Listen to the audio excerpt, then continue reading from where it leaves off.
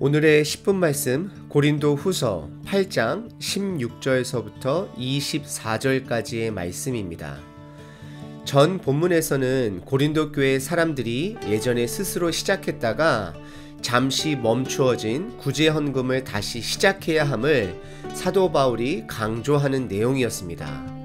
그리고 그들에게 모범 사례 마게도냐 교회를 소개하고 남을 돕는 근원은 예수님의 은혜를 깨닫기 때문이라고 말을 하였고, 그 은혜를 깨닫는 만큼 억지로 함이 아닌 기쁨으로 하는 마음, 즉 자원하는 마음으로 하여야 하고 최선을 다해 해야 한다라고 말했습니다.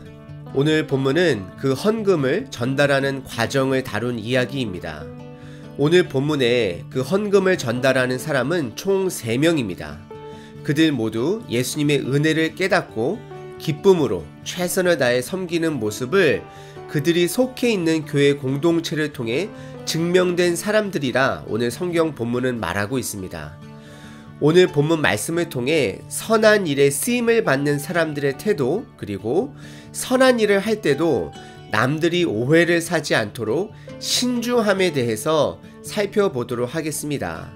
그럼 눈으로는 여러분들 성경에, 그리고 귀로는 저와 함께 본문을 관찰해 보겠습니다. 우선 먼저 3명의 사람들이 등장하는 곳을 성경에서 찾아보겠습니다. 첫 번째는 16절입니다. 디도를 말하고 있습니다. 디도는 이미 교회를 방문했던 사람이었습니다. 사도 바울의 강한 훈육의 편지를 전달한 자이었고, 또 그 편지로 인해 고린도 교회의 사람들의 각성의 기쁨의 소식을 사도 바울에게 다시 전달했던 사람입니다. 하나님의 회복의 역사를 교회를 통해 경험했던 사람입니다. 그리고 두 번째와 세 번째 사람은 무명으로 등장을 합니다. 두 번째 사람은 18절에 또 그와 함께 그 형제를 보내었으니 라고 말하고, 세 번째 사람은 22절에 또 그들과 함께 우리의 한 형제를 보내었노니 라고 말을 합니다. 성경에서는 그들의 이름을 말하고 있지 않습니다. 추측하기로는 그들은 고린도 교회 사람들이 잘 아는 사람이었을 것이다 라고 말하기도 합니다.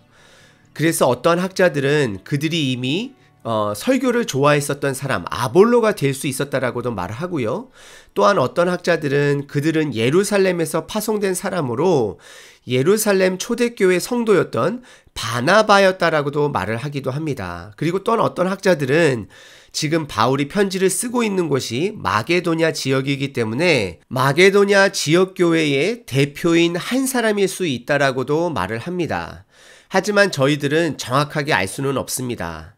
그리고 그 3명의 사람들 중 디도를 대표자로서 사도 바울은 세우고 있는데요. 23절에 사도 바울은 그를 동료, 동역자, 교회의 사자라고 표현하며 디도의 권위를 세워주고 있습니다.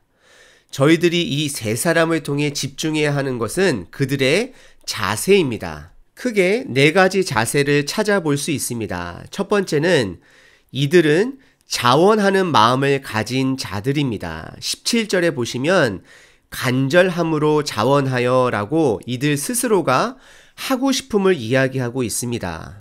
제 안에서도 3가지의 다른 저의 일하는 동기를 보게 되는데요. 첫 번째는 저는 하기 싫지만 남이 시켜서 하는 일들이 있습니다. 그런 일들은 사실상 큰 효과나 열매는 없습니다. 그리고 두 번째는 마지못해 생계 및 목적을 이루기 위해 일할 때도 있습니다. 그것은 일은 끝내지만 기쁨이 없는 것을 보게 됩니다. 하지만 세 번째, 제가 관심을 갖고 있고 마음을 품고 있기 때문에 스스로 일할 때가 있습니다. 그것은 열매가 있던 없던 저에게 기쁨이 넘치는 것을 보게 되고 대부분의 경우 하나님께서 좋은 열매로 인도해 주시는 것을 보게 됩니다. 저와 여러분들은 복음에 대한 일을 마음에 관심을 품고 일하는 자가 되시길 바랍니다. 그리고 저희들이 집중해야 될 두 번째 자세는 칭찬을 받는 자입니다. 18절에 보시면 칭찬을 받는 자라고 성경은 말하고 있습니다. 사람이 왜 칭찬을 받을까요? 부모는 자식의 성장을 위해서 억지로 찾아내어서 칭찬할 때가 있습니다. 하지만 여러분들, 우리가 살고 있는 공동체, 그러니까 부모가 아닌 가족이 아닌 밖의 세상에서는 냉정합니다. 남들에게 칭찬을 받기 위해서는 남을 배려하는 마음이 있어야 되고 순수한 동기가 그들에게 자주 보여지므로 칭찬을 받게 되는 것입니다. 칭찬을 받기 위해서 남을 배려하는 것이 아니라 남을 배려하는 것이 삶이 되었기 때문에 다른 사람들에게 그 부분들이 인지가 되어서 칭찬을 받는 것입니다. 믿음의 사람은 남을 섬기는 것이 삶이 되어지므로 그리스도의 향기를 드러내야 하는 것입니다. 그리고 세 번째로 저희들이 집중해야 될 자세는 공동체의 마음을 가진 자세여야 합니다. 19절에 보시게 되면 교회에 택함을 받아, 그러니까 교회로서부터 추천을 받은 자들인데요. 이들은 추천받았다라는 것은 이기주의로, 때로는 개인주의가 아닌 공동체의 마음을 가진 자로서 공동체의 대표로서 나아갈 수 있는 사람인 것을 인정받은 자들이라고 하는 것입니다. 이들의 삶은 평상시에도 나 중심의 삶이 아닌 공동체의 중심으로서 내가 가진 것을 남에게 베풀 수 있는 마음, 그래서 없는 자들이 그것이 채워짐으로 균등하게 되어지는 공동체의 마음을 품은 자들입니다. 이것은 고린도후서 13절서부터 15절 안에서도 이야기를 다루었습니다. 결국 공동체의 마음을 가진 사람들은 남의 필요를 볼 수 있는 눈을 가진 자들인 것입니다. 마지막 네 번째로 저희들이 집중해야 하는 자세는 고난을 인내로 이겨낼 수 있는 자세입니다. 12절에 보시게 되면 여러 가지 일에 간절한 것을 여러 번 확인하였거니와, 사도 바울은 이 세 번째 무명의 일꾼을 여러 번 확인하였다라고 말을 하고 있습니다. 이 여러 번이라고 말하는 것은 그 안에는 분명히 어려움도 있었을 것이고 포기할 때도 있었지만 이 사람은 그러한 부분들을 이겨내고 끝까지 선한 일을 향해 달려갔던 사람으로 보여집니다. 다시 한번 네 가지 저희들이 집중해야 되는 자세를 나누자면, 첫 번째는 자원하는 마음, 두 번째는 남을 배려하고 섬길 줄 아는 자세, 세 번째는 공동체의 눈을 가진 자세, 네 번째는 고난을 인내로 이겨낸 자세입니다. 오늘 이러한 자들이 큰 액수의 헌금을 맡길 수 있고 예루살렘으로 전달할 수 있는 자들입니다.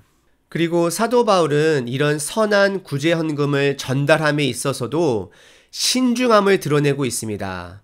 헌금이 교인들의 마음을 한 마음으로 모이게도 하고 때로는 교회를 흩어버리게도 하는 것을 저희들은 교회 생활을 통해 많이 보셨을 것입니다. 사도 바울은 특별히 그동안 본인이 받았던 모함도 있었었고 사람들이 생명 다음으로 귀하게 여기는 돈을 전달하는 방법에서도 신중함으로 남을 배려하는 마음으로 철저하게 행정적으로 처리하는 모습을 오늘 성경은 드러내고 있습니다.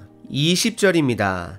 이것을 조심함은 우리가 맡은 이 거액의 커다란 연보 헌금에 대하여 아무도 우리를 비방하지 못하게 하려 함이니, 21절, 이는 우리가 주 앞에서뿐만 아니라 사람 앞에서도 선한 일에 조심하려 함이라. 선한 일을 할 때에도 우리들은 사람들의 마음이 상하지 아니할 수 있도록, 의심이 들지 아니할 수 있도록 신중해야 됨을 성경은 저희들에게 말하고 있습니다. 그리고 8장 끝절인 24절에서는 고린도 교회가 이제는 다른 교회들에게 모범이 될 수 있도록 그들이 품었던 사랑을 실천하라 라고 말합니다. 하나님께서는 그분 나라 확장을 위해 자원하는 마음을 가진 자를 찾고 계시고 남을 배려하고 섬길 줄 아는 자들을 찾고 계시고 공동체의 마음을 가진 자들을 찾고 계시고 또 고난을 인내로 이겨낼 수 있는 자들을 찾고 계십니다. 하지만 저희들은 모두 다 부족한 자들입니다. 그러더라도 오늘 하루 성령님의 도움을 받아 예수님의 삶처럼 자원하는 마음, 남을 섬기는 마음, 공동체의 마음, 인내함으로 고난을 이겨낼 수 있는 마음을 품어내시는 하루 되시길 바랍니다.